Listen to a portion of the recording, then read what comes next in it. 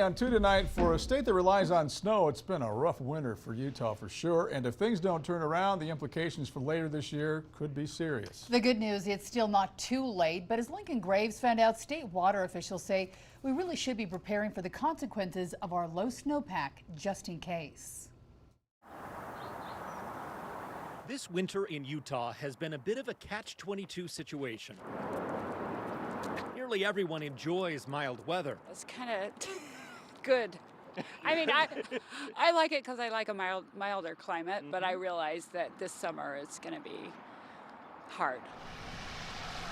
We need the snow to fall for skiing, to tame wildfire danger, to refill reservoirs for drinking water. I'm not sad that I'm not shoveling, but it is definitely worrying.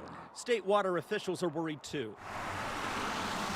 February moisture helped us, but we have a long way to go and the clock is ticking. We're running out of time to get the snowpack that we need. We have about 40 or so days until our typical snowpack peak. Jordan Clayton is supervisor with the Utah Snow Survey. He says we are well below normal and the chances of getting to normal in that time are low. You said a 10% chance of reaching normal Yes. this year. I mean, those are not great odds. No, those are terrible odds. In fact, the odds of having a record low snowpack are greater at 20%. It's the kind of grim reality that has officials looking ahead to summer. I would expect to see watering restrictions outdoors for a lot of places. Laura Haskell is Utah's drought coordinator. Since so many places in Utah rely on water stored in reservoirs, she says those watering restrictions would be designed to stem the flow.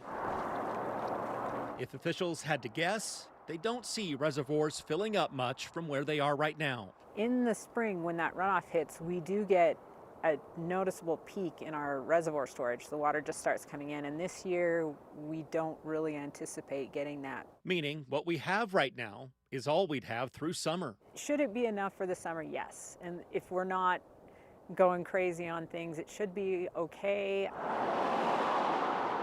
But there are other implications of a low snowpack, like wildfire danger.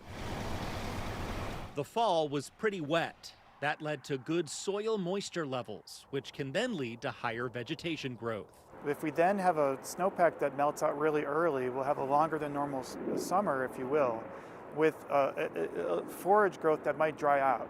And so that's a kind of a bad recipe for promoting fire hazard. Jordan says he's most concerned about that. It's all a harsh reality, and it's coming only 3 years after the record-breaking snow season of 2022 going into 23. But that year is just a memory now, and the green grass of summer might not be so green this year. We'll probably just let it go that nice sandy golden color that it gets in the summer in a dry climate. It is worrying. I mean, we need the snow that we had we've only shoveled once this season, and that's very unusual. Water officials are now hoping for something that would be even more unusual. Starting the snow year like we have, and then maybe climbing out of the hole in the last part of winter. But there are no times going back where the snowpack totals for the state were close to where they are right now, and we ended up actually at a normal peak. Okay. So while it's possible, it's very unlikely. Lincoln Graves, KUTV 2 News.